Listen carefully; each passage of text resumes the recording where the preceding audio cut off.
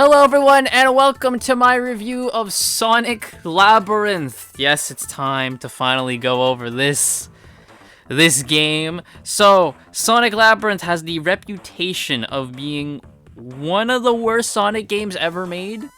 So going into this, I was like, oh boy, I got my work cut out for me. So let's go over the plot. So Sonic Labyrinth, the plot is frustrated by Sonic's constant foiling of his plans. Eggman creates the slowdown boots using Chaos Emerald energy to sabotage Sonic's speed. Sonic absentmindedly puts on these shoes after waking up from a nap one day.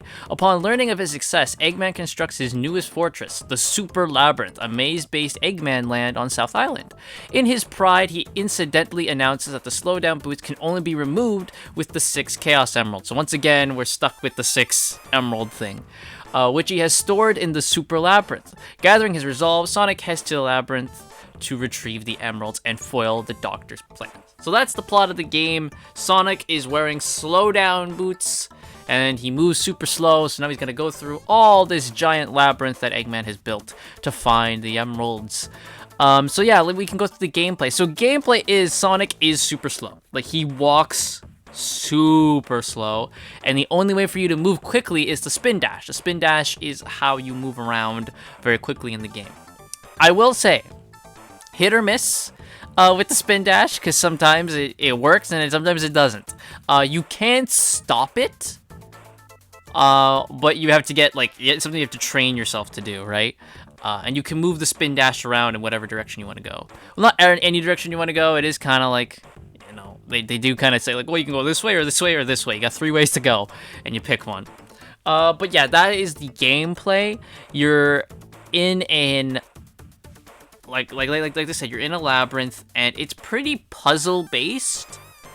You have to go around every labyrinth, and you have to find 3 keys. Finding these 3 keys opens the goal, and then you can go through the goal and end the game. So you have to go around the entire labyrinth and find the 3 keys.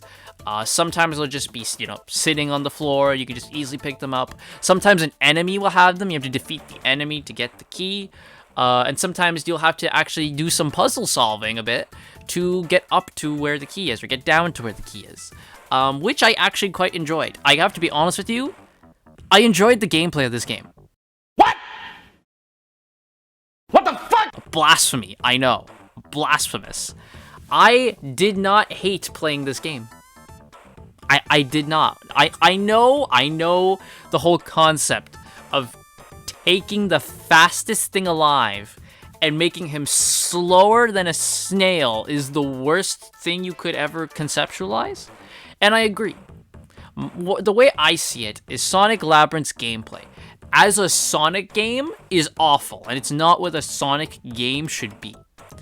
But on general, just looking at it generally, if we remove the Sonic aspect from it, I enjoyed the gameplay. I didn't have that bad of a time.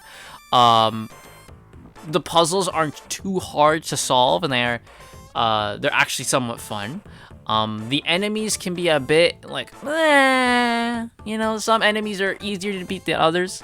The 2D of the game does kind of screw with you when some things are up in the air, and you're like, I'm trying to hit you, and I can't.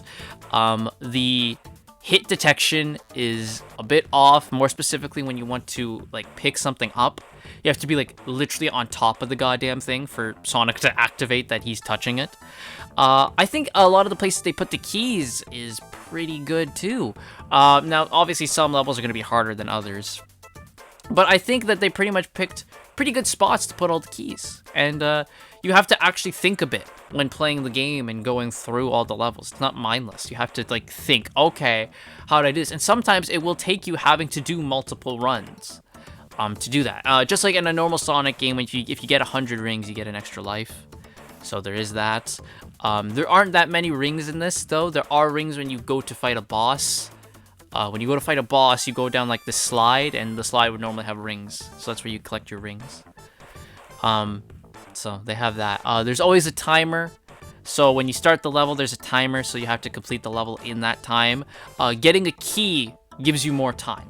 So your time goes up if you get another key. There will also be items around to help you. throughout the level. There'll be like invincibility, so you don't die from enemy. There's speed up, so Sonic actually walks normal with the speed up.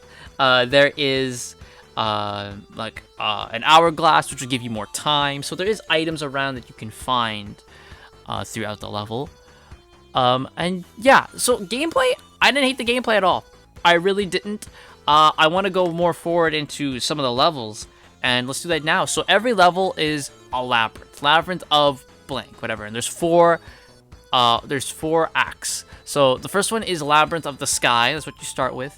This one mainly has bumpers, springs, flippers. So it's like pinball aesthetic, but it's not bad. I don't hate my life. Everyone know, if you've been listening to my reviews and stuff, you know I don't like pinball in Sonic games. I hate it. This is the one time I didn't hate it because you can avoid them very easily.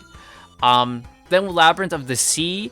So even though you're underwater, Sonic's already slow as hell, so they don't have to slow him down even more, thankfully. Something they do have in these labyrinths is air bubbles. So you use these air bubbles kind of like springs, and they kind of like hop you over to other platforms, whether that the platforms be up in the sky or across. They kind of pop you over.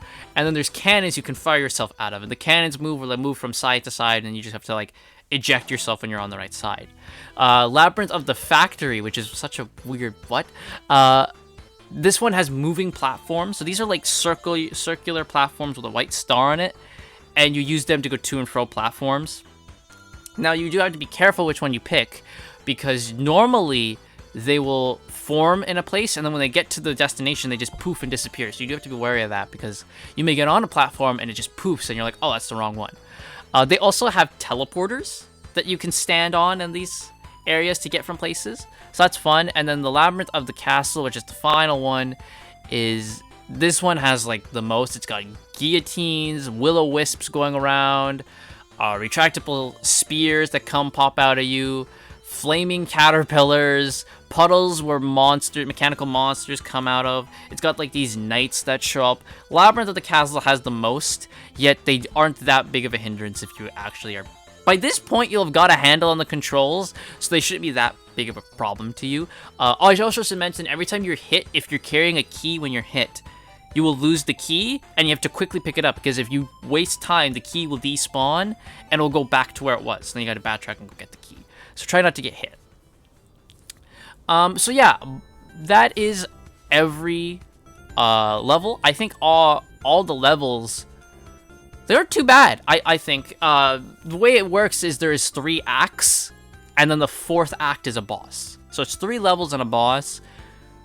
I think they're fine, pretty much all of them. I mean, like, some of them are worse than others. Like, there's one where you have to constantly go through doors, and it's like a maze with the doors. It's like, that's bad. There's one where it's like conveyor belts all over the place, and it's another maze, and you're like, I'm lost on where I'm going. Like, those ones can get a bit bad. But most of them, overall, you'll get them as soon as you start the level. Now, there is a true ending to this game. If you want to get the true ending, you have to complete level 4-2 with at least 2 minutes left on the timer. That is a requirement to get the true ending of the game. There is another way to get the true ending of the game, and that is the bonus stage. So Sonic Labyrinth does have a bonus stage. It has one bonus stage, which is only accessible through a special door in level 2-3. You have to do this bonus stage to get the true ending of the game. So once you're inside the bonus stage, the goal is to just grab as many rings as you can within the 30-second time limit. Once you either fall off the stage or the timer runs out, you will return to 2-3, and you will be given a Chaos Emerald immediately. You don't get like a big show like, oh, Sonic's got a Chaos Emerald. You're just given the Chaos Emerald, regardless of how many rings you get. So just once you're in the special stage, just fool around a bit, and you'll get the Chaos Emerald anyway. So how do you get the other Chaos Emeralds? You gotta beat the boss. So there is 4 bosses, 1 for each zone. So there's the Mecha Gorilla for Labyrinth of the Sky. He's nothing, dude. You just keep spin dashing randomly, and you'll just bounce off the sides, and you'll hit him. He's really nothing. The worst boss is Labyrinth of the Sea, which is the Candy Pearl. It's like a crab. From the get-go, the way this boss starts sucks, where it will... You spawn in, and instantly, little mini crab meats descend down to attack you. So you have very little time to prepare yourself.